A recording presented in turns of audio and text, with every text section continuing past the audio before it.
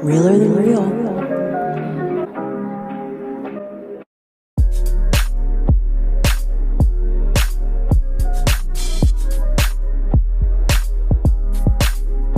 Hello everyone, it's so good to have you back here today. I'm excited to be back here today and every day. Hallelujah. You guys, I'm so excited for this episode. Whether you're watching this on YouTube or listening to this on Spotify or Apple Podcasts, you can see the title. This absolutely is our Black History Month episode. I am so excited. I wanted to do this actually in the beginning of the month, but because I wanted to make sure that I took the time to really put together a good episode that combined all of my interests with Black culture, Black history, I really wanted to take my time. And so to do it on the last Thursday of Black History Month almost feels like poetic. Like it kind of feels like I'm going out with a bang, and I'm so excited. But before we get into that, let me do my intro. Welcome back to the Realer Than Real podcast. I am your host and your literal best friend, Shamira. Sometimes in this world we keep things real. We keep things very real, but on this podcast right here, we keep things realer than real. And what's more real than recording a podcast episode when I sound like this? In case it's not coming through, which it can't not be coming through because I can hear it myself, but I am coming down from a little bit of a cold. I got like some business going on that is making me sound like very nasally. So I apologize if this isn't my usual, like beautiful, angelic, just straight from the heavens voice that you're used to hearing. Hopefully by next week, I will sound back to my usual self. I don't think I sound awful right now, but like definitely noticing a difference. Okay, I don't even want to waste any time. I want to dive right into it. When I think about Black media, my whole thing as a content creator, my niche is pop culture. Pop culture is very vague though, and it can encompass a lot of stuff, which is what I like because I'm not really someone who likes to niche down a lot. I like a lot of different things, right? So basically I broke this episode up into different parts of pop culture. So we'll talk a little bit about TV, we'll talk a little bit about movies, music, and then just some like pop culture things that I think are really relevant. So I want to start with TV. And this could go so many different ways. I know that like one of the biggest conversations in the Black community when we talk about TV shows is like, what are your top 5 sitcoms, right?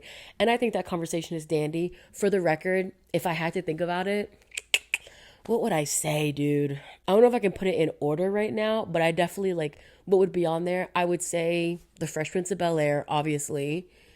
I would say Good Times. See, but you know what? The thing is that when we have this conversation, I feel like people only count like the classics, right? Because I was definitely about to say Abbott. I feel like Abbott Elementary is a Black sitcom. Is it? It has to be. It has to be. Sister, I'm at 4 right now. And God, I know when I watch this back, I'm going to think of like a completely different top 5. I can't even think of a 5th though. That's So Raven. I don't know. I think as I'm thinking right now, that's my top 5, but I know I'll probably think of another one. If you want to know what my alternates are, let's chat in the comment section on YouTube because I'd actually love to hear what some of your top 5s are. But when we talk about TV shows, there's a show that I feel like we stopped talking about it too quickly. And maybe it's just because, we only got 1 season of it. We weren't really promised another season, so we don't really know what's going on with it. But I kind of wish that we would have continued the conversation and dug a little deeper because Swarm was one of the best horror TV shows I think I've ever seen. I'm trying to think of any other horror TV shows that I watched. And like right now I'm blanking. But Swarm was so good. So if you have no idea what I'm talking about, just sit back, girlie, because I'm about to tell you. Swarm was a show created by Donald Glover. Donald Glover is Childish Gambino. He was on Community. He's a genius that gave us, Atlanta. He's right now, I don't know like how much he was involved in like the writing or the creative process or the directing of Mr. and Mrs. Smith, but he's also in that. He's doing well in that, by the way. But he's also a stand-up comedian. Like he's very much kind of, dare I say, he might be a triple threat. I don't know if he can dance. Although he was dancing in the This Is America music video. So like, triple threat he is. But it's a show that he wrote, directed, produced, all that good stuff. And it's supposed to take a look And essentially, the theme of it, with the overarching theme, is that it takes a look at the kind of like psyche behind stan culture, kind of like that culty mentality of it, right? And it does that through the eyes of this girl, Andrea. And she's obsessed with this singer, Naja. And she basically, the show, I believe the first season is maybe about 7 or 8 episodes. And the show kind of follows her. Each episode just shows her kind of doing something more crazy, outlandish, murderous than the last. And it's all in pursuit of her getting to meet Naja. Because not only does she want to see Naja in concert, she basically says, like, me and Naja are here. Like, we're connected. We are one. And not only am I going to see her, she's going to see me in the crowd at the concert. She's going to connect with me, and she's going to want to hang out with me, point blank, period. And so obviously, like, it would, like, fucking Stevie Wonder could hear what the show is about and be like, oh, is this an allegory? Is this a correlation to Beyonce and the Beehive? And I think absolutely yes. Donald Glover was trying to make, very direct connections. I believe in the beginning of each episode, you know how like Law and Order does a thing where it's like, this is just fiction and it's not meant to like correlate to anybody. I'm pretty sure in the beginning of each episode of Swarm, Donald Glover was basically like, yeah, this isn't fiction. I'm calling you bitches out. I love the premise because I love like direct things like that. It's like, oh, okay, well, say how you feel and mean what you say. Like, he's calling out how he wants to call out and he's doing it in this fashion. So let's see what it's giving. And I thought it was genius. One, I just love the horror genre. I think that horror movies are just, I think like maybe right under dramas, horror movies are a good way to kind of explore kind of social phenomenons and the psyche of different types of people. Like, I just think they're really interesting. I think that Hollywood should invest more money into horror movies, but specifically put Black people in more horror movies, because Dominique Fishback, the actress who played Drea, she did such a phenomenal job. Like, she was so good in the series, and she was snubbed for all of award season. That's actually what really pissed me off. I don't even think she was nominated for anything. Okay, no, she was nominated. My B. Yeah, she was nominated, but she was snubbed. She absolutely should have won something for Swarm. I thought she did such an impeccable job seeing Black people in horror movies that, I mean, it's been a while, but I'm so happy that, we've gotten out of that mindset of like Black people are like the punchline in the horror movie, or Black people always die first in the horror movie. We've gotten away from that, but I want to see Black people in horror movies. I want to see them being like the actual, like the bad guy. I want to see them being like the villain and everything, because I just love to see that kind of like portrayal on us, because I think we do it so well. Not even just, obviously talking about Swarm and Dominique Fishback, how she played this sociopathic girl who disregards any type of like human life in pursuit of her own dreams. I also think about like Lupita Nyong'o in, what was that movie? Jordan Peele movie, Us? Yeah, Us. Like, I just, something about Black women in horror movies is just going to do it for me. If I was a celebrity, I'd want to be an actress who does just a ton of Black horror movies. But getting back to Swarm, it honestly makes me want to rewatch it. I'm pretty sure it's still on Amazon Prime. I really do want to rewatch it now, just to like kind of get back in that spirit. I think the show was received really well. I feel like when it was going on, when each episode dropped, I feel like everybody that I saw on TikTok was really enjoying it. People on Twitter are really engaging with it. People enjoyed the twists and the turns. And, I know Donald Glover has some like weird relationships with like him and Black women. He just always seems to talk about like how intimidated he is by them. Sometimes it's like very strange, but I will give it to him. Boy, can he write a show. And I've watched Atlanta. I haven't watched the final season, but for a good part there, I was like super into it. And obviously, like, he's very talented in his writing. I think he's really good at writing this type of genre that's like, it's so obscene that you like have to laugh at it. Like, there are just certain things, like there's this one Atlanta episode, I think in the final season, that deals with like this light-skinned kid who's more white passing. The whole episode is so wacky because it's like, I think, oh my God, who is that super problematic guy who would give like dating advice?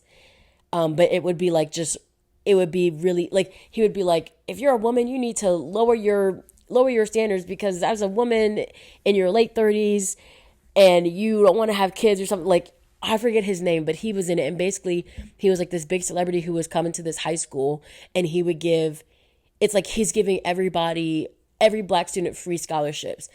And this biracial white passing kid had to like prove his blackness.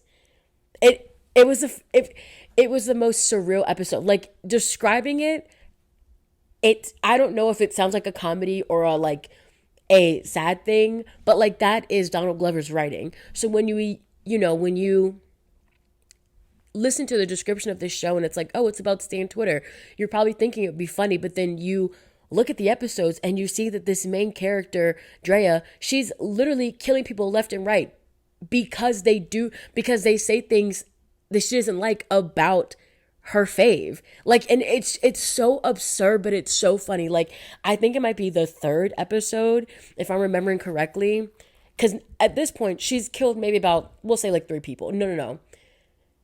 Her sister dies, and I think it's like, that's like the big mystery, is like what happened to her sister, because we don't know what happens. But I think at this point she's killed her sister's boyfriend and maybe another person, but there's an episode that opens up with her at this guy's house, and she's like chasing him down, and she's like, you said that Naja was X, Y, and Z and blah, blah, blah, blah, blah. And he was like, when did I say that? I never said that. And he was like, or she was like, that's what you said on Twitter. And right before she kills him, the dude is like, Twitter, and she just slashes him. And that to me was the perfect way to describe Stan Twitter. And I think we all are part of Stan Twitter. Or not Stan Twitter, but Stan culture.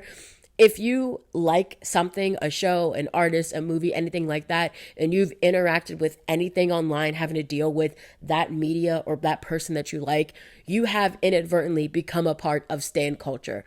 Whether you like it or not, whether you want to claim it or not, you kind of have.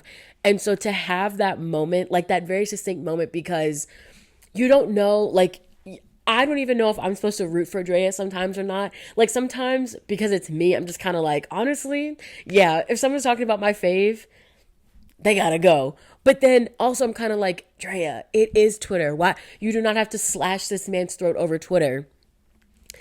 The show was so good. And just when you think that, like, you think you have it all figured out, you think you know what's gonna happen, the big twist, I don't want to spoil it in case anyone hasn't seen it, but the twist, so Donald Glover, in true Donald Glover form, he does a very meta episode where you kind of don't know what's going on.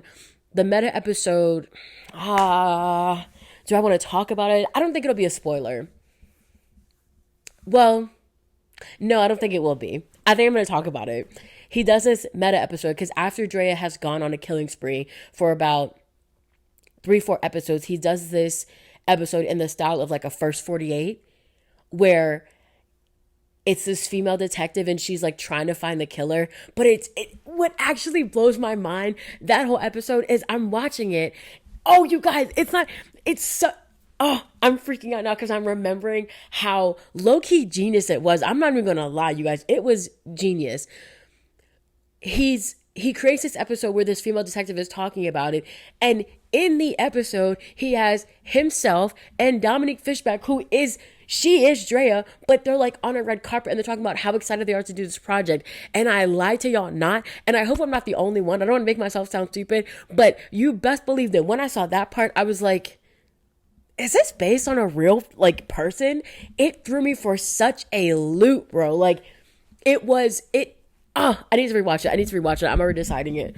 It was so good. Like, and this is why I'm so surprised that we stopped talking about it. Now, granted, I mean, I guess it was last summer and we haven't heard anything else about it. And Donald has seemingly moved on, and maybe so have all the actors. But I'm really hoping that we get a second season because it was genius. Take this with a grain of salt. Y'all know I enjoy several things. Although I will say I do have one critique about the show, right?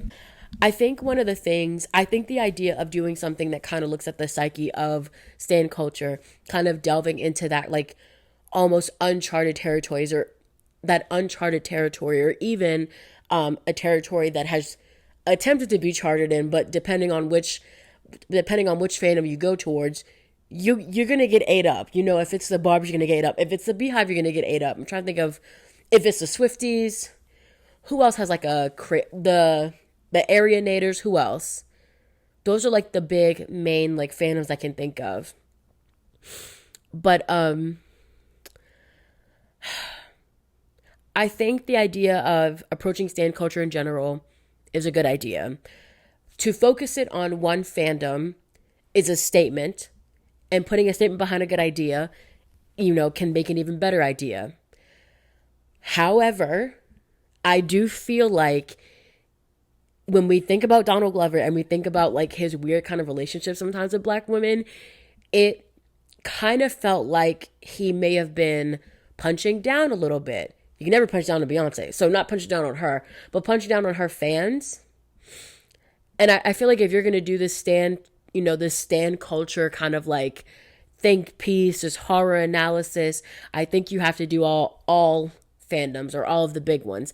And maybe he is. Maybe in season 2, we might drop the Drea storyline and he goes to a completely different person. That would be kind of annoying because I don't know what happens to Drea, because when y'all see the way it ended, it's only 7 episodes. You can literally, if you're this kind of person, you could probably watch it in a day or a night. If that's how you roll, that's how you roll.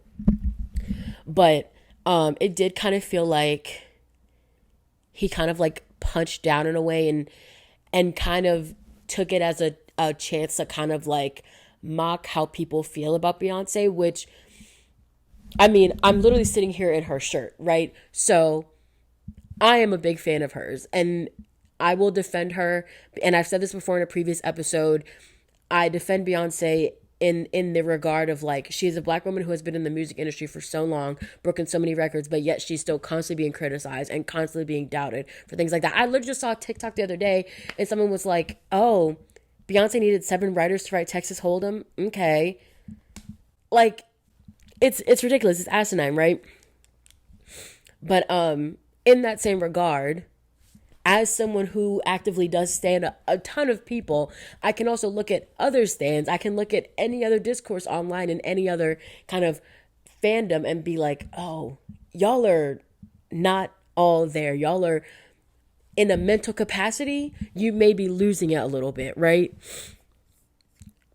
But I do feel like there was a chance for him to do something greater or to not target a fandom in a way that pokes fun a lot. Like, you know what I'm saying? Like, I feel like there was a balance there. But all in all, I do love the show. I love the show, and I hope and pray that he continues to do it, because Atlanta was such a good series. Like, it did so many wonderful things, and it was almost like a Boondocks brought to life, because it was this satirical piece and it was kind of made to not poke fun, but I guess maybe in that aspect, he kind of has always poked fun at the viewers, and it kind of is always meant to be this moment of like, if you agree with any of the characters in this show a little too much, you're also like part of the problem. You know what I'm saying?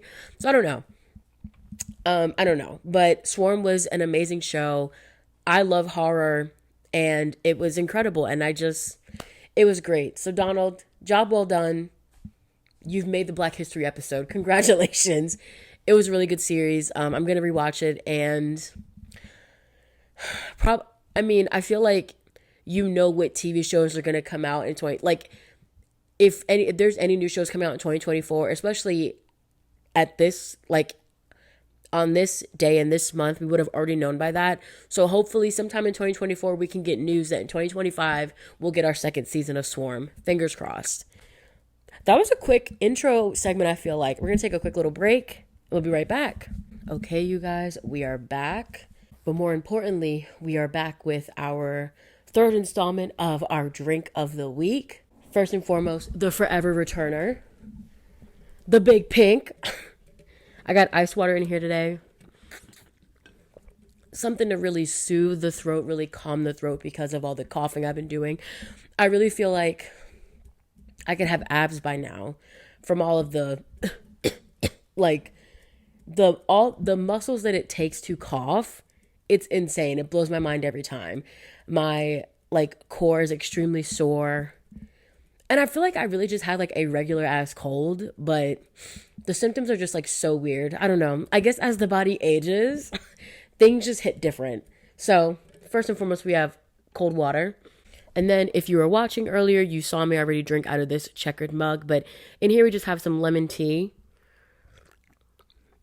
I wish I had one of those, like one of those tea warmer things. It's basically like, I don't know, like a mini hot plate for your tea to keep it like hot the entire time, because now that's kind of lukewarm. Like I could low-key chug that all in one sitting. So I kind of wish I had one of those. That was drinks of the week. Again, I'm always curious to know what you all are sipping on while you're listening to the podcast, if you are sipping on anything. So please, please, please, if you would be so obliged to go ahead and head to youtube.com, look up the Realer Than Real podcast and leave me a comment on what you are currently sipping on. Because I'd like to know. I'm nosy. I'd like to know. Getting back into it, right? Black culture and my interests, where do they intersect? We've talked about TV. I want to get into movies now. I've always told myself I'm not really much of a movie buff, because I feel like movie buffs watch a lot of movies and they know a lot about a lot of movies. I watch the same movies over and over again, but I feel like I know a lot about those same movies. So I don't really know if that makes me a movie buff. I don't like buff. Buff means to be strong. So I'd be like a movie lean. That's so stupid. Shut up. When I think about it, and I think besides action movies, I pretty much like every genre of movie. If the movie is good enough, I'll be super into it. And who knows, I actually could be into action movies. I feel like I'm into action movies that maybe like combine a different genre. So like, I'm thinking of like Bad Boys. Bad Boys is an action movie, but I do like the Bad Boys franchise. But when I think about some of my favorite Black movies, I've written some down for you guys. Now, I've gone with 3 of the main categories here. So I'm going to talk about a musical, which you already know what I'm going to talk about, a musical, a drama movie, and then some comedy movies. When I think about a Black musical, the first thing that pops into my mind, and I remember where I was the first time I saw this movie. Actually, I remember how I got to see this movie for the first time. Me and my brother were at daycare, and the daycare lady said she was going to put on The Wiz. Like, that was like our treat for the day. And I remember all the other kids were like so happy about it. And me and my brother were like, what's it giving? Like, why is everyone so happy? And the lady, she was like, y'all have never seen The Wiz? And so I remember this day, we like maybe went to get ice cream, and then we all came back and she put the movie on.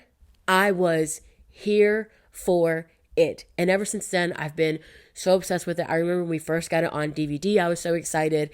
You know, as a teen and into my adult years, I've watched it several times illegally online. And now I think it might be on Amazon Prime now. Let's ask Big Lexi. Alexa, is The Wiz on Amazon Prime?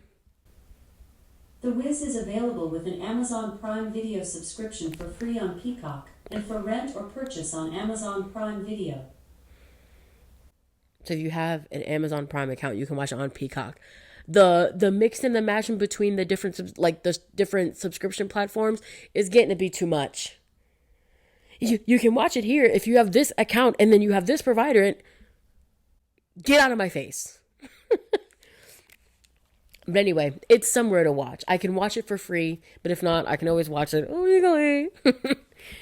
The Wiz is... it is such a feel-good movie.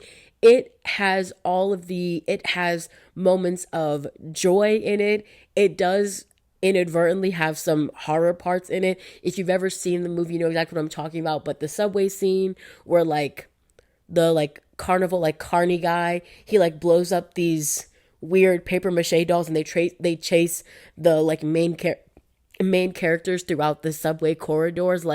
That inadvertently is horror, but it more than anything is just it is like a staple in what Black Hollywood was like in the 70s and 80s. It was just, it's so good. It's so opulent.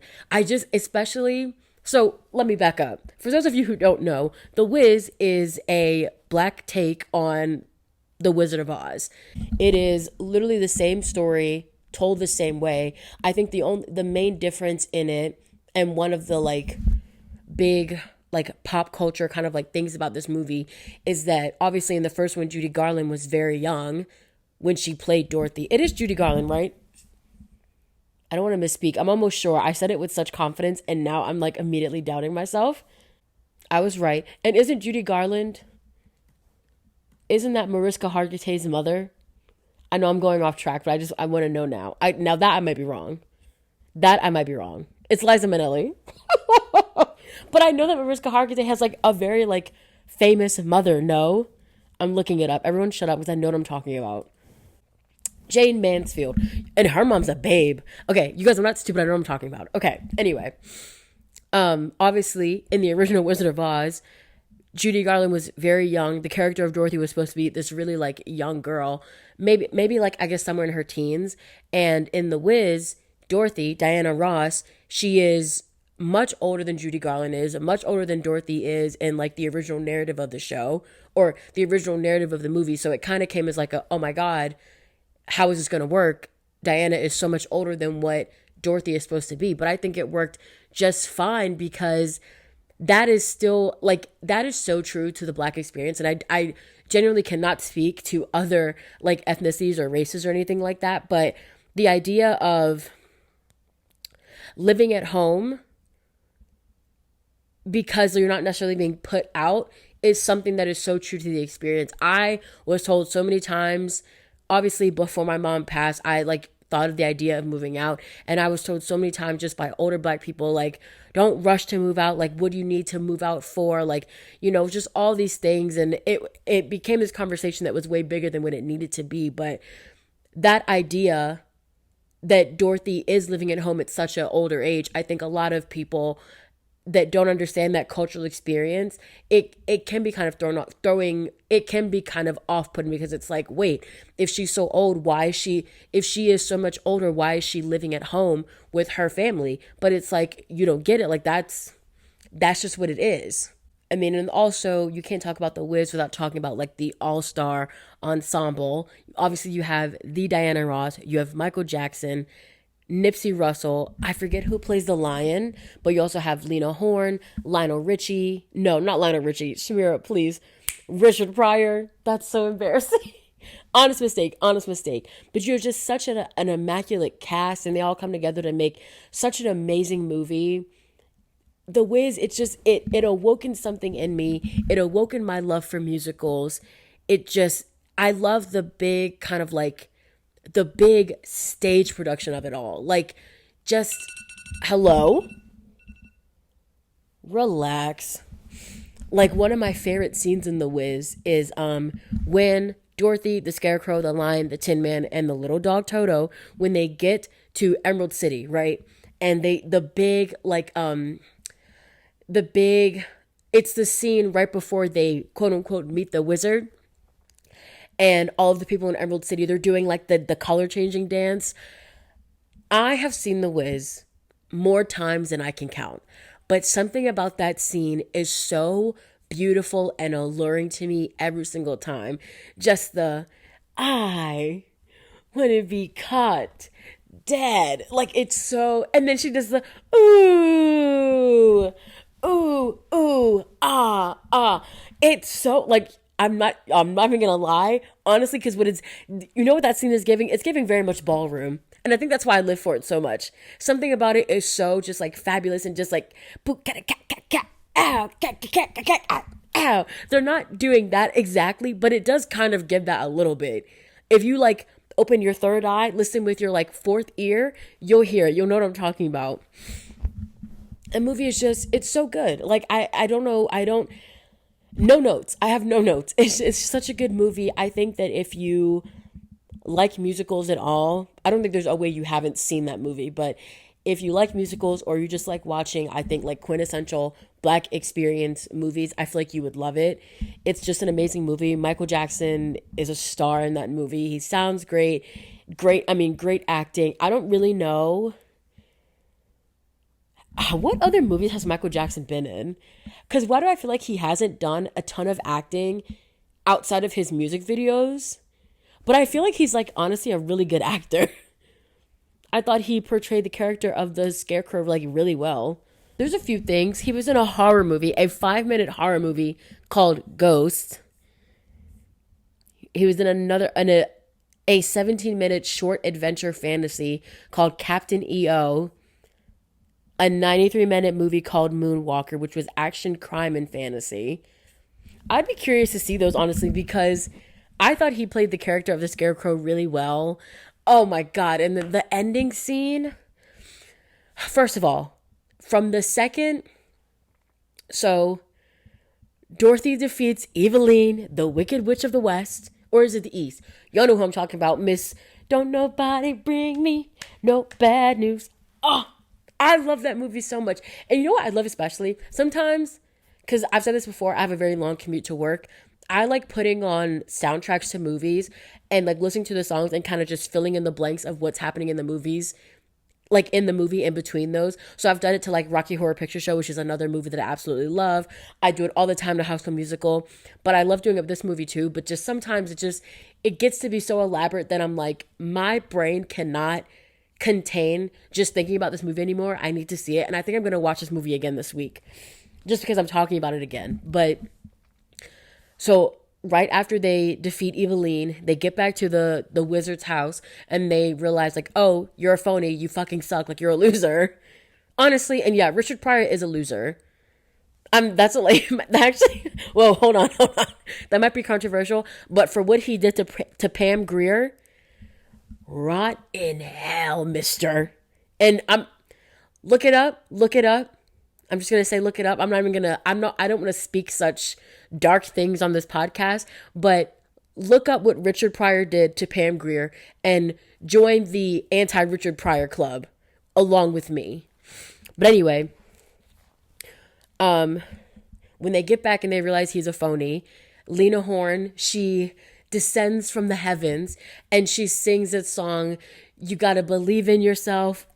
From the second she starts singing, I bawl. And like I said before, I've seen the movie several times. I bawl every single time. It's something about Lena Horne and all of her beauty and glory saying, you got to believe in yourself. Yes.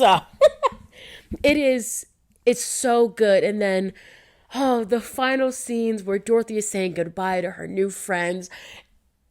Stop, because I might actually cry thinking. It is so sweet. It's such a good scene, you guys. Stop. I feel my eyes watering right now. Get it together. I'm literally talking about another sad movie after this, so I actually need to pull it together. But it's so beautiful. I would say I've never seen The Wizard of Oz. Funny enough, I've never seen it, but I don't know. And again, it could just be because I'm a black person watching the movie, but I just feel like if I saw The Wizard of Oz, I just wouldn't have the same connection. There's something about the way I feel connected to The Wiz every single time that I watch it. I feel re-immersed, reinvested into the storyline and the characters, even though I know it's going to happen. And I've always known the original story of The Wizard of Oz, but I feel so connected to this story that I feel like I can't possibly bring myself to watch the original because it's like, what is it going to give? It's not going to give this, so what is it going to give? Although, of course, Judy Garland, Somewhere Over the Rainbow. We can never take that away from you, Judy, and I never would dream of it. Also, I know what she's gone through on the original set, so I'm not taking anything away from her. I'm just saying that, like, The Wiz is just, sweet thing, let me tell you about the world and the way things are now. Do-do-do-do-do-do-do. Fabulous movie, fabulous soundtrack. So important to just black culture. And just in general, I think important to like the musical theater space. I'm not a musical theater person, but I just feel like The Wiz has such a it's a foundational thing, honestly. And that sounds like such a vague statement, but like it is. I just appreciate how much The Wiz was able to combine the small town experience, even though in The Wiz, Dorothy comes from New York. 433 Prospect Place is her exact address. I know the movie like the back of my fucking hand, you guys. But The Wiz is able to combine these aspects of like this between the original like Kansas fantasy that not even the Wizard of Oz has, but the original book itself has, this fantasy of this small town in Kansas living on this farm being so deserted despite being surrounded by people. And it combines that with the pride of the like with the pride and the joy of urban Black society in the 70s. And it does it so well. It kind of helps Black culture jump off at the screen at you, and it like invites you in almost. It's such a moving experience. And I know like it's me talking, I enjoy everything, but it is truly a movie that like if you've never seen it or if you haven't seen it in a long time, I urge you to watch it again just to feel like that spark of joy and excitement. Okay, we've talked about The Wiz. Great movie, one of my absolute favorites. Literally cannot say enough good things about it. I want to take a trip down a little bit of a sadder lane and talk about a drama that I absolutely adore. The artist who dares to talk about something that is so kept under wraps, so ignored, so not talked about in a community is by far one of the bravest people you'll ever meet. And Barry Jenkins set out to direct Moonlight. He became one of the bravest people in my eyes.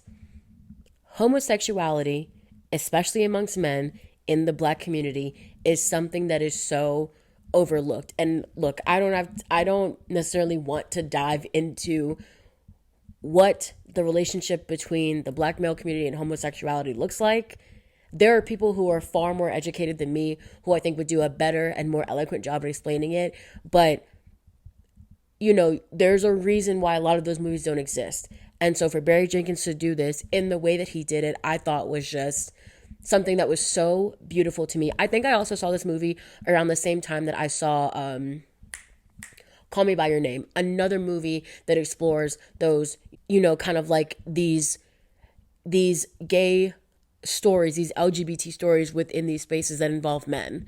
And I just, when you look at the difference between the two, like they both have their sadder moments. Call Me By Your Name does end in a more sad way, but it is kind of more of a happy story to watch as it goes along. Like Call Me By Your Name is basically this this love story that takes place in Italy, and Moonlight is this very sad story that not only looks at like homosexuality and Black masculinity and toxic masculinity, it also looks at poverty and, you know, drug addiction in the community. Like it looks at so many other things. And I'm not comparing the two. This actually might be the last time I reference Call Me By Your Name. So get out of here, Timothy Chalamet and Armie Hammer. Oh God, don't get me started. But Moonlight is such a fabulous movie. I think one of my strongest memories related to this movie is when I was in college. My college, we had to do like a summer class called a May term, and I did one of the free on campus ones because your girl was broke. Thank you very much. But it was really cool. I got to do it with my my advisor that I first got when I came to college, because I was undecided when I first came in. So typically you would get an advisor based on what your major was. And because I was undecided, I ended up getting a professor who worked in like the theater department. It was like very random. But once I became decided, he wasn't my advisor anymore. And but it actually turned out that he was the one that taught this class. And it was basically a class where we would just watch super old movies. And his whole thing, the way he approached the class, he was definitely one of those professors that you would see in like movies. He started the class off with the question of like, why do we watch old movies? And of course, us being like shitty little college kids are like, oh, I don't know, why? And he literally, like, his response to that question was just like, you watch old movies so you can get the references. And I'm not gonna lie, ever since he said that, like, that stuck in my brain for such a long time. And he explained it in the class, but I like waited to actually be able to apply it. And just as an example, like in that class, we watched 12 Angry Men, which is like a black and white movie that talks about, like, it's about basically this group of people that are on jury selection. And it's like a really interesting movie. But when he talked about getting the references, when I tell you, when I watched the Family Guy episode, which is like, I think that episode is like 12 Angry Men and a Dog, I get the references now because I saw the movies. So shout out to Dr. Bruce Parton. That's a real one right there. But the whole class was built around him showing us movies throughout his lifetime that kind of shaped who he is. And so our like final project for this class was to talk about 10 movies that shaped our lifetime. And so I remember I wanted to write about Moonlight, and I was in the library on campus, and I was watching the movie so that I would be able to like, write about it. Tell me why. There's a scene in the movie I'm going to talk about in a little bit. I was literally like tears streaming down my face in my college campus's library writing this paper. And whoever was working the library at the time, they walked by and they're like, "Are you okay?" And me, being the ugly crier that I am, I'm just like, yeah, I'm just trying to write this paper. Calm down, Shamira. Like, just calm down. Maybe go somewhere else. Maybe go somewhere private where you're not making people uncomfortable. Like, just so much. But that's one of my memories of this movie. I actually want to try and find the paper that I wrote just to read y'all the section. I also just want to we're going to look at the paper really quickly. So this is 10 films, a sign of the times. We get it. You're a Harry Styles fan. But the other movies I put on this paper were Get Out, Fruitvale Station, obviously Moonlight, Bully, Towelhead. Oh, that's a good movie, actually. 13, Precious, Shawshank Redemption. That's not really of your time, though. But okay. Wall-E and The Black Panther. These are actually some really good movies. I have, honestly, really good taste. But what I wrote about Moonlight says, if anything is rejected in the African American community when it comes to male identity, it is homosexuality. And this movie views that in the lens of a dark-skinned boy growing up in the ghettos of Miami. What I like about this movie is a journey of growing up based on the perception of others. Let's clock it. Wait. I was and am still an intellect. Let's get into it. Actually, I'm going to talk from my point of view for a second. So, yes, that is true. This movie, and obviously, I'm not a black man, so I cannot speak on this, but I'm speaking from the passenger seat. I'm seeing this from the bench. A lot of times in the black community, when it comes to men, you are not a man, or you have not gotten to that next stage in your life until you are perceived that way from others, especially when it comes from becoming a young black man, a boy, then becoming a man. You only become a man when other people start to see you like that. So in this movie, Barry Jenkins has the main character of the story, Chiron. He is played by 3 different people. He's played by this little kid. I forget his real name, but he's played by this little kid at first. And his name, when he is this small child, is Little. And Little doesn't only just describe his stature, it describes who he is as a person. This kid is so meek and shy. The opening scene, or one of the opening scenes we see of him, he's getting chased by these bullies, and he ends up breaking into this, I don't know if it's an abandoned hotel or just a super rundown one. I think it's abandoned because he ends up kicking down a door that's boarded up by wood. And he gets, he's approached by Mahershala Ali, which, hey, hi. But he ends up being approached by him, and obviously, in the movie, he plays a drug dealer. So imagine you're this little kid who just ran away from these bullies. You broke into this abandoned building, and now you're being approached by this local drug dealer. And in the movie, Mahershala Ali, he's not a intimidating character. At least when you first meet him, you're kind of like, oh God, what's gonna happen? But you don't think anything bad is gonna happen. But because this character, because he is so small and shy, he doesn't even have the courage to stand up for himself, even in this situation. He is so small, he is so shy, he is so little that he doesn't do that. And mind you, actually, run it back, his name is not even, no one else calls him that. He gets called Little because that is how Mahershala Ali's character, that's what he calls them. It is this ongoing idea of you are only identified, you are only perceived as how people perceive you. It's art, you guys. Continuing on in the paper, the movie follows Chiron through his life in 3 different stages, like I just said. Little, Chiron, and Black. Each name is only used by people that perceive him relative to being a man. This is relevant to Black culture as you're not a man until you are told. Your importance is often based on your relation to others. Now, look, I don't want to tell y'all whether or not I passed the class, but like, what do you think? Babe, I passed with flying fucking colors because I'm a genius. I go on to say, this film also touches on toxic familial issues, which is another heavy aspect in the African American community This film also touches on toxic familial issues, which is another heavy aspect sometimes seen in the African American community. Throughout most of his life that she is involved in, Chiron's mother is seen as a negligent, drug-addicted abuser.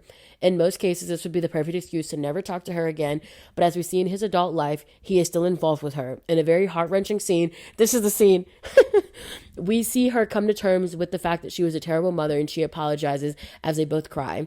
It's not stated, but it is implied that he forgives his mother. He does this for closure for himself because for him, this is one step closer to being who he really is, who he perceives himself to be, and not everyone is that lucky. This movie speaks to topics about the African American culture like toxic family, toxic masculinity, and homosexuality that everyone would rather ignore. Clock that tea, Shamira. I ate. But yes, everything I said here is true. This movie touches on these topics and it unpacks these things that I know that now us as Black people, we're in a space where we want to get away from these very traumatic movies, and I totally understand that. I want to see a good, you know what I low-key wish was back? Like, that kind of, like, frat comedy movie. But I want to see that with, like, Black people. Like, something like, I don't know, American Pie, right? Just something so, like, just very much like, you know how you describe that comedy? Just something like that. I want to see that, but, like, with Black people in it. I want a Black person, like, I want a romantic comedy, but I want no trauma attached to it. But I know that we're at a place where we want that now, but I still do think it's important to look at films like this and look at films like Precious, the ones that have these really dark stories behind them, to at least, you know, still look at them and like psychologically analyze them. Moonlight continues. When Little grows up and becomes a teenage boy, he is still friends with his childhood friend Kevin, played by Jarrell Jerome. That's when he has his first kind of like homosexual experience. Him and Jarrell Jerome's character, they're on the beach and they kiss. I believe they actually won MTV's like Best Kiss Award for the VMAs that year. That's iconic.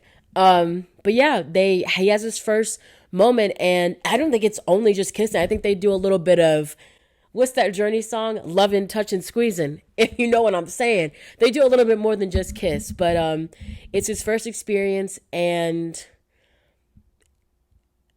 what I like about it in the movie is that when it happens, neither one of them kind of pull apart. They really just lean into it. And it's not even like this big swell that like leads to it. It's not like there's an argument, you know, like you have in those rom-com scenes where it's like, it's a big argument that bursts into kiss. It's just, from my memory, it just kind of happens so naturally. Of course, then what happens afterwards is not, it's not good. I don't want to spoil it if you haven't seen it. If you haven't seen it, I think you should watch it. I promise I won't spoil it this time. But then after that, we see Chiron as an adult, played by Trevante Rhodes, which, girl, when I tell you, and let me tell you this, I have not seen Mea Culpa, which is Tyler Perry's new movie with Kelly Rowland and Trevante Rhodes. But I'm going to tell you this. Thank you, Twitter, because I already saw the scene, the paint scene. Let me watch the movie first before I say anything. But now that man, that is a fine man. Like, great googly moogly. That right there. Get a sip of water. Woo! Anyway, Trevante Rhodes plays Chiron as an adult. And what I like physically about each of the people that play Chiron is that, again, when he's this little kid, he's very little. He's very thin. His clothes, even the way that, oh God, Barry Jenkins is such a genius. But like, as a child, he's even wearing these overgrown clothes to really emphasize his littleness. when he's a teenager, Chiron, he's very like skinny and awkward. Like the actor Ashton Sanders, who also played Bobby Brown in the Whitney Houston biopic, which another movie that I love. When he's playing him, he's very awkward. He has like an awkward posture. He's again still thin, very like he just has a very like non-confident like just persona. But when he is Chiron, when he is this older, this adult version of himself, he's more confident. He's quiet. He's a lot more in the background. He doesn't speak out as much. He's very subdued, but he's also has like kind of has this like daunting personality. I'm assuming that when he's an adult, he like kind of takes after Mahershala Ali, who basically became like his kind of like mentor. I'm assuming that he's also selling drugs now, but he's now like he's big and he's muscular and he's wearing like chains and stuff and he has fronts. Like he is very much, he has the visual of what it looks like to be a man, right? So I like that as well. When he's, we see him now, our first introduction to him as an adult is, I think he's like pressing like one of the corner boys that he has working for him. So we kind of see like this darkness side of him and we're like, oh no, has he lost all of this softness that came from him being younger? And the movie ends very beautifully. I mean, it's a lovely movie. Talking about all these movies just makes me want to watch them again. Like I just think they're all so lovely. The Wiz kind of highlights that Black joy that we, not maybe necessarily that we as in people in my age, but the Black joy that maybe our parents have grown up on. Moonlight kind of takes a turn and talks about a side of the Black experience that is often ignored but needs to be recognized, because ultimately what happens in the movie is that when Chiron recognizes these parts of him, these kind of undeniable truths, that's when he actually feels at peace. When he's an adult, he's making all this money. He's super ripped. He's super hot. Just really, really, really fucking hot. He's not happy. It isn't until he accepts these parts in himself that he has been told to ignore over and over again. That's when he's really happy. But it's not even really a happy ending. I'm about to cry now thinking about it because it's not a happy ending. And it's so damn open too. Still a good movie though. I would recommend it. All right. This episode is actually, I feel like it's going to be really long. So I'm going to cut out my last movie here. We're going to take a little break because I want it to be a good episode, but I don't want it to be too long that no one wants to listen to it. So we're going to take a little break. Oh my gosh, you guys. I must be a grade A yapper because typically, so the way I do my podcast, right, I have my first two segments. Usually by the time I get to the second segment, I'm probably at like, I'll say like anywhere from like 45 to 50 minutes. I'm already at an hour and I really still have two more segments on this podcast.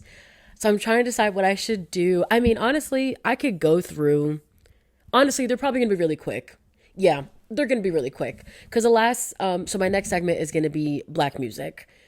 I mean, if you just talk to me for about, I'll be generous and say, if you talk to me for 10 minutes, there's no way that my musical interest won't come up. I am someone who loves music. Like, I know people like music. You'd be very hard pressed to find someone who doesn't like music. But when I tell you that music is my thing, it's truly my thing. I love to talk about, there's so many things about music that I like. And I'm not someone who is like musically trained. I don't know what any notes look like. I don't know how to read music. I don't even know like different types of like, you watch like some people who do reactions on YouTube and they're like, oh, like that's a high C or she's in her head voice. I don't have an ear for that. But when a singer is doing something special in the song, I have an ear for that. I might not be able to put my name on it, but I can put my finger on it. I know what's going on. I love music, right? So, of course, when we talk about Black culture, I have to point out some of my favorite Black artists. But I want to talk about some of my foundational ones. I think the ones that, obviously, like when I think about like some of my favorite Black singers, I think of like people like Coco Jones, Victoria Monet, Money Long. Like obviously they're good singers, but when I think about like of all time, I think about the girls that have influenced those girls, right? So first and foremost, I'm going to start with the lady on my shirt. For those of you not watching, I am wearing a shirt from Beyonce's Renaissance collection. Renaissance. Of course I like Beyonce. Like, duh. Like, just duh. Like, Beyonce's been around for pretty much my entire lifetime, and she has managed to continue to grow as an artist and constantly adapt to what's going on in a way that doesn't feel like she is like that she's trying to like reinvent herself or that she's like grasping at straws to stay relevant. Somehow, no matter what she does, she is always going to be relevant. And it almost seems like she is setting the trend. I know people are going to say, it's so funny because I literally talked about Swarm in the opening, like in the opening topic. But even with her change the country, and I know some people will say this is controversial, but in my opinion, and it's not even just my opinion, in a lot of people's opinions, her bounce to country music is not random, and I think she's doing a really good job at it. She is from Houston, Texas. I think in more recent years, we've seen her kind of talk about how proud she is to be from Houston. She has taken more time to pull back the curtain and show who she is, both like within her relationships to her family, all, you know, on Renaissance, the entire ballroom music style that she did Renaissance after was kind of an homage to her Uncle Johnny, who was a gay man growing up in not Dallas, but in Houston, Texas. So she paid homage to him because that was what he used to listen to back in the day. That's what we heard in the Renaissance movie. You know, like, I just think that no matter what she does, it never feels like she's chasing the trend. It feels like she's setting the trend. And people are going to say that sounds crazy or, oh, you're being a whatever. I don't want to hear it because it's the truth. Like, I'm sorry. Like, yes, country music has always been around, but something about Beyonce saying like, yeah, I'm doing country music. You see the cowgirl hat in my bed. This ain't Texas. Hey, ain't no hold. Like, come on now. Beyonce is definitely, I think, one of those artists who, she's one of my favorite vocalists. She's a great performer. You'd be hard pressed to find a bad Beyonce performance. And I mean hard pressed, like rock hard pressed to find a bad Beyonce performance. But more than that, I just think that she's laid the ground for some really amazing artists to come after her. She's inspired the girls. I mean, I've said this phrase already so many times in this podcast. I almost don't want to say it again. You'd be hard pressed to find a girl, a vocalist up and coming who doesn't cite Beyonce as like one of their sources, one of their inspiration, things like that. So for me, Beyonce. Next, again, if you know me, this is going to come as no surprise. Miss Whitney Houston. I cannot put into words how much I love Whitney Houston and how much her story breaks my heart. But I'm not going to focus on the negative because I have a lot to say about people who make jokes about...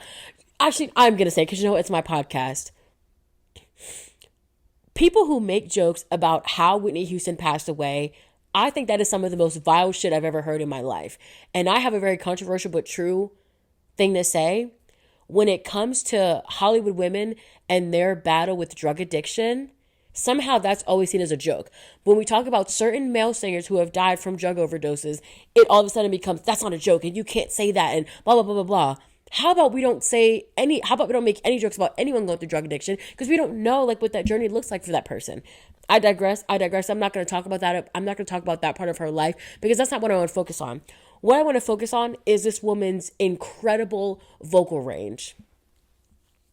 Whitney Houston, one of the things that I admire most about her is that even when I'm listening to studio versions of her songs, like recorded, mastered in the studio, sometimes it still gives me the feeling of listening to a live version because it's so like just, you're listening to it and you're like, I can't believe that she got into a studio and did all of this. Like something about it sometimes just gives so like freestyle kind of like, oh, she was just riffing on stage and this is how that performance came out to be. But she captures that in a studio version. She's so talented. She was able to do the pop thing. She slowed it down. She did the R&B thing. She did the big ballad thing. Like she is a person who is able to do it all. Vocally, I don't really think there's anybody who is clearing her vocally. maybe Beyonce. But that's, in my opinion, a maybe. I'd have to see if Beyonce could sing. I'd want to hear Beyonce sing not even just one Whitney song. And I believe she could, but I want to hear it for myself. I would love to hear her do the I Loves You Porgy and I'm Telling You into I Have Nothing. That's what I would love to hear her do that. I even have the Whitney Houston I'm Gonna Dance with Somebody coffee table book. Should I get it? I'm gonna get it. Hold on. So here she is. Jared got it for me for was it Christmas? I don't know if it was Christmas or my birthday, but I love the movie. I saw it on my 26th birthday. This movie was so good. Naomi, the woman who plays Whitney Houston in the film, I thought she did a genius job. The movie got some bad reviews, and I think those people are stupid. I'm sorry that you don't recognize talent when it's in your stupid little face. This was an amazing movie. It captured the life and times of a woman who deserves to be honored several times over. It's Whitney Houston, man. It's Whitney Houston. And before anybody ever says anything about what happened to her and, how she ended up leaving this plane of the earth, I need you to say several good things about what she did when she was here. She set the bar. Alien superstar. Wait, that's a Beyonce lyric, but you know what I'm saying. Like, her cover, the way that I did not know that I'm Every Woman was Shaka Khan's song, despite the fact that Whitney was singing, she was literally saying Shaka Khan in the end. But before I knew that, before I got to be learnt some things, I didn't know that. Whitney really took that song and made it her own. I'm every woman. It's all it. I love me some Whitney Houston. That's my girl. Next, Boyz II Men. I love y'all. Y'all might not know this about me, but I do love a good boy band. I love a good boy group. I love Boyz II Men. But something that I think is overlooked a lot, or something I think people don't talk about, all of the white boy bands that came after Boyz II Men, New Kids on the Block, Backstreet Boys, NSYNC, and y'all know, well, y'all might not know this, I love NSYNC down. I'm gonna say this right now, I love me some NSYNC. Those bands they weren't created because, at least I can only speak for NSYNC, but I know when NSYNC came out, they were being promoted to European demographics to try and appeal to that pop music, kind of, that pop wave going on in Europe at the time. When they eventually came over to the US, labels wanted to bring white audiences into a more R&B space.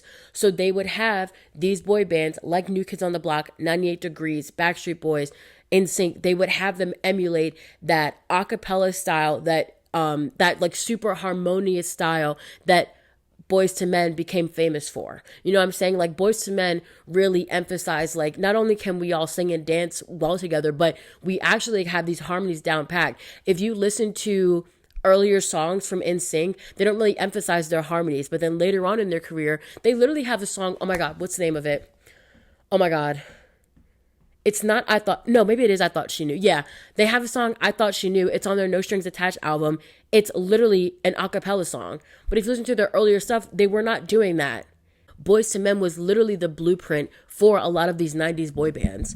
But even beyond that, even beyond just being the blueprint, I love a good boy band moment. Vocally, they're amazing. There's no song in the world like End of the Road. Although we come to the end of the road. That song is just so iconic. It's honestly, it's a great song. They're a great band. There's nothing like listening to End of the Road and listening to Wanye just on the ending verse beat. He's just doing his thing. They obviously didn't create the harmony, but they made it a point to be harmonies are a key part to the boy band success. I love Boyz II Men. I love them. Motown Philly's back again. Doing a little East Coast swag. Okay, I'm done. Boyz II Men going on. I'm done, actually. The next artist, the Mariah Carey, my whistle tone queen. For all these artists, I've been saying how they've encouraged several people, how they've put several people on the map. but there's a direct correlation as to who, like the family tree, the downline for Mariah Carey leads to one artist and one artist only. There are several artists who do whistle notes, but I want to make sure I say her name right, because the first time I said her name wrong and they clocked me. Ariana. It's Ariana Grande. I mean, quite clearly. I'm always curious to know if there was actual beef between them, or if that's just one of those things that like the media started and then it was perpetuated. But I do know that Ariana had Mariah on a remix of her song Yes And. Was not the most well received, but that's none of my business. When we talk about Mariah Carey, I mean, her run in the 90s, homegirl was making hits left and right. You could not stop her. And then, of course, we get into the early 2000s, which is when I first remember, like, hearing her, like, growing up, listening to her songs like Shake It Off and Don't Forget About Us, Don't Baby. Listening to those songs as a child and still feeling it. Imagine a, like, I don't know, maybe I was 9, a 9-year-old singing We Belong Together at the top of her lungs, like she's feeling that. 9-year-old Shamira singing the lyrics of Mariah Carey's We Belong Together as if I have experienced any level of heartbreak that at that age is comical to me. Just can't sleep at night when you are on my mind, but we won't mix on the radio. Say it to me if you think you're lonely now. Oh, what a banger! Mariah Carey, like, talented. And then when she took a shot at Eminem and she asked a simple question, why you so obsessed with me? She's a queen. She's a diva down. That's Mother. Like, I'm so sorry. She could have done nothing else iconic with her entire career, and doing Obsessed, where she is dressed up fully as Eminem, that's the most iconic thing I've ever seen in my life. Talked about him earlier when we talked about The Wiz, but Michael Jackson, another iconic artist. I remember once, I don't know what made me do this, but I think I had snapped everyone that I had on Snapchat at the time, and I was like, what's your favorite Michael Jackson song? And I will never forget that someone replied and said, the song that him and Drake have together. That's your favorite, that is your favorite song from Michael Louise Jackson. That's not his middle name. But that is the most insane thing I've ever heard in my life. Michael Jackson it's literally Michael Jackson. Like, I don't know what to tell you. Literally every person, even if it's a song that came out posthumous several years after he had died, everybody has a favorite song by Michael Jackson. I think mine might have to be Human Nature. Just such a beautiful song. And something about it is like kind of sad. And that's my vibe, is always just a little kind of sad. But I mean, it's literally Michael Jackson. Like, just talented, even as a kid in like the Jackson 5, you know, very talented with his brothers. And then growing up as a teen, giving us Off the Wall as a teenager. And then growing up and going through everything he went through, both in his personal life and then throughout the media, just everything that he had gone through, and, you know, giving us amazing songs. Thriller, you know, albeit some people think it's overrated. I love the music video because it's unlike anything I've ever seen before. It's like a movie. Like, it's just so incredible. Giving us songs like Thriller, Dirty Diana, The Way You Make Me Feel. Like, the hits are timeless. His Scream, oh my God, actually unrelated, but kind of related. I went to the African American, like the Heritage and Culture Museum in DC. Very fun, so much fun. Like, if you haven't gone yet, you absolutely have to go. It's so cool. But they had a section on Afrofuturism, and in that section, they had the literal couch from Michael Jackson and Janet Jackson's Scream video.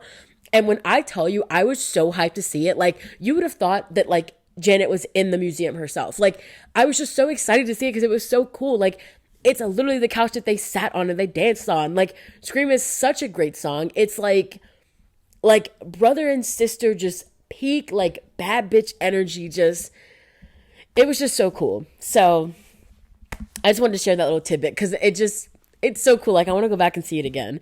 But Scream is a great song. And Michael Jackson is an amazing artist, and he's one of my favorite artists of all time, has definitely influenced and encouraged many men in the music industry to go on and kind of bridge that like pop, R&B, dance culture. Usher, you know, some people say Chris Brown, whatever, I guess. We don't gotta talk about it. But I want to talk about a Black pop culture icon who definitely has made her mark. She is definitely a household name. Whether it's for better or for worse, I don't really know. But when we talk about daytime TV, if the phrase, "how you doing," doesn't stir up an emotion in you, then babe, I don't know what to tell you. Wendy Williams and the Wendy Williams show was a moment in time. I so desperately wish we had Wendy Williams around for all of the pop culture antics that are going on, but obviously right now, we know she's not doing the best. Her documentary is, I don't know if it's like a series or maybe like just one movie, but it is either airing or has aired on Lifetime. I've not heard the best things about it because apparently I thought it was a documentary that she was doing herself. No, it is, at least from what I've seen, people are saying that like maybe it's more of her manager and her like family like kind of pulling the strings behind it. And basically people are saying that it feels a lot more manipulative. No, that it feels a lot more exploitative than it is helpful or insightful to what Wendy is going through. In this documentary, we learned that like Wendy, and we've been able to kind of see her physically not look her best. But you know, we've known in recent years that she's not been looking her best. But in the documentary, we also learned that she has a bit of a drinking problem. She's got some like neurological things going on. So there's a lot going on there. I do want to watch it just to know what's going on because I miss Wendy Williams. Like, she was messy, she was direct, she started a lot of drama. I actually know that Whitney Houston couldn't stand her, but Wendy's an icon, and you know, I hope that she gets the help that she needs, and I hope that if she has negative people around her, that I hope that she can weed them out. But I think to end this episode, I want to just kind of recite some of my favorite Wendy Williams lines. One of my first one, which this was not on her TV show, this was on her radio show. This became a trending sound on TikTok. Denial. Wait, no, she says, "The Nile is a river in Egypt. Your husband is gay." That's so insane to say. She's such an insane woman. But I miss her. And if she was around, like, just imagine what Wendy Williams would have said about Ariana Grande. No, bitch, hold on. Imagine what Wendy Williams would have said about Nicki Minaj and Megan beefing. Because I already know she would literally have to be on Megan's side. Don't be stupid, Wendy. It'd be crazy. Okay, another one. Clap if you've ever been to a fat farm. And then some people in the audience clapped and she says, "I see a few fatties." What is that? I see a few fatties. Criminally insane, but so iconic. Next. This was just so funny. I don't know, it just cracks me up. Shout out to all those who have anxiety. I kind of feel bad for you all.